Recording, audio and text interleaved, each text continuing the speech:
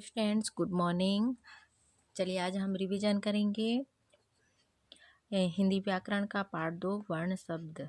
ठीक है, कल के वीडियो में हमने रिवीजन किया था स्वर, उनके भेद। ठीक है, आज हम पढ़ेंगे व्यंजन। अब व्यंजन आप लोग सब जानते हैं कि क्या होते हैं व्यंजन। जो हम का से लेके सरासर में तक जो लिखते हैं वो क्या कहलाते हैं, अपने व्यंजन कहलाते हैं। ठीक है, व्यंजन का, खा, गा, घा, घा, इंगा, है ना, चा, छा, जा, झा, इया। ठीक है, व्यंजन क्या कहलाते हैं?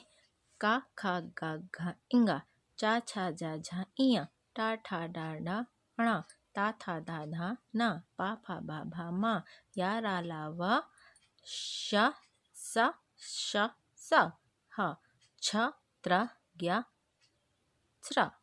ठीक है, तो ये क्या है, अपने व्यंजन है। अब इन व्यंजनों को हम 5 भागों में बांटे गए हैं। जैसे का वाली लाइन जो लिखते हैं उसे हम का वर्ग कहते हैं। जैसे का, खा, गा, घा, इंगा, ये क्या हो गई, का वर्ग की। चा, छा, जा, झा, झा, ये चा वर्ग वाली लाइन हो गई।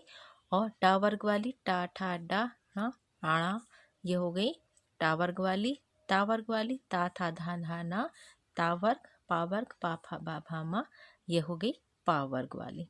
तो हमने व्यंजन को 5 भागों में बांटा है, का वर्ग, चा वर्ग, टा वर्ग, ता वर्ग और पा वर्ग में। ठीक है, अब इसे हम डिटेल में इसको थोड़ा सा हम समझाते हैं आप लोगों को। ठीक है, तो यहाँ पर क्या दिया है, व्यंजन। व्यंजनों का उच्चारण स्वर की सहायता से ही होता है। किसी भी व्यंजन वर्ण का उच्चारण बिना स्वर की सहायता से नहीं किया जा सकता। उच्चारण के आधार पर व्यंजन के 3 भेद होते हैं। पहला है स्पर्श व्यंजन। अब स्पर्श व्यंजन क्या कहलाती है? जिन व्यंजनों का उच्चारण करते समय जीभ मुख के किसी न किसी भाग का स्पर्श करते हैं, उन्हें स्पर्श व्यंजन कहते हैं। जैसे का से माँ तक, है ना, का से माँ तक, कहाँ से कहाँ तक, का से माँ तक, ये क्या करते हैं, अपने स्पर्श करते हैं। क्या करते हैं? ये जीभ को स्पर्श करते हैं ना।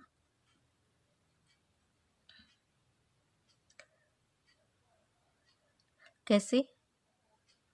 मतलब जीभ मुख की किसी न किसी भाग को स्पर्श करते हैं। जैसे का, खा, गा, चा, ना, चा, छा, जा, झा, मतलब जो जीभ होती वो कहीं ना कहीं अपने मुख में स्पर्श करते रहते हैं, उसे हम कहते हैं स्पर्श व्यंजन। दूसरा हो जाता है का से माँ तक क्या होते हैं, स्पर्श व्यंजन होते हैं। इन्हें हम 5 वर्गों में बांट सकते हैं। का वर्ग, चा वर्ग, टा वर्ग, पा वर्ग और ता वर्ग और पा वर्ग में। ठीक है, अब आ जाते हैं हम अंतस्थ व्यंजन। अब अंतस्थ व्यंजन में कौन कौन से आते हैं? या, रा, ला, वा, ये। ठीक है, 4 वर्ण आते हैं। या, रा, ला, वा, ये क्या आते हैं, अंतस्थ व्यंजन में। किसमें आ जाते हैं? अंतस्थ व्यंजन। अब अंतस्थ व्यंजन क्या कहलाते हैं? जिन वर्णों का उच्चारण करते जीभ मुख के किसी भाग को पूरी तरह स्पर्श नहीं करते, उन्हें अंतस्थ व्यंजन कहते हैं। जैसे बोलो, या, रा, ला, वा, मतलब ये कहीं भी स्पर्श नहीं हो रहा, सीधे आवाज निकल रही है ना। या, रा, ला, वा। ठीक, अब आ जाते हैं ऊष्म व्यंजन। ऊष्म व्यंजन कितने होते हैं? ये भी 4 होते हैं। कौन सा? श, सा, सा, श, शा, ताकत लग रही, श, शा, सा, इसमें कोई ताकत नहीं हो रही, और हा। तो ये क्या है? ऊष्म व्यंजन। मतलब जिन व्यंजनों के उच्चारण में मुख से गर्म श्वास निकले उन्हें हम ऊष्म व्यंजन कहते हैं। बोलिए जरा आप में से, श, सा, श, हा, मतलब गर्म सांस निकल रही है ना, तो ये क्या हो गई? ऊष्म व्यंजन कहलाई, है ना। अब आ जाते हैं संयुक्त व्यंजन। अब संयुक्त व्यंजन किसे कहते हैं? जो 2 वर्णों की मतलब 2 व्यंजनों से मिलकर बने व्यंजन को संयुक्त व्यंजन कहते हैं। जैसे छा, ये जो छा जो है वो किससे मिलके बनता है? अपना का और शा से मिलके बनता है छा।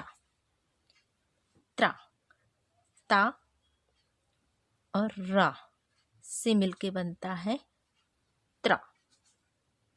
फिर ग्या, ग्या किससे?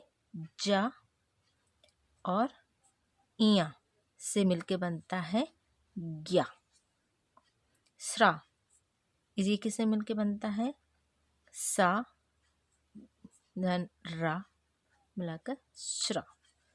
ठीक है, तो ये क्या है? संयुक्त मतलब दो व्यंजनों से मिलके बनते हैं तो वो कहलाते हैं संयुक्त व्यंजन कहलाते हैं। अब बचे क्या अपने अतिरिक्त व्यंजन, जिसे हम अना और अणा ये पढ़ते हैं। ठीक है, तो ये क्या है? अतिरिक्त व्यंजन होते हैं। हिंदी वर्णमाला में ये अना और अणा दो अतिरिक्त व्यंजन होते हैं। इन वर्णों का शब्दों के प्रारंभ में कभी प्रयोग नहीं होता है, लेकिन इसे हम पढ़ते हैं, बोलते हैं, तो ये क्या है? अतिरिक्त व्यंजन में आ जाते हैं। ठीक है, तो आज हमने अपनी क्लास में व्यंजन के बारे में पढ़ा। तो व्यंजन हमने देखा कि व्यंजन को हम 3 भागों में बांटे हैं: स्पर्श व्यंजन, अंतस्थ व्यंजन और ऊष्म व्यंजन।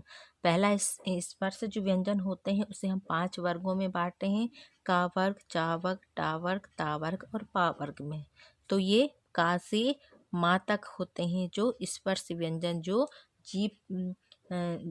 जीभ मुख के किसी न किसी भाग में स्पर्श करते जाते हैं। ठीक है, और अंतस्थ व्यंजन क्या कहलाते हैं?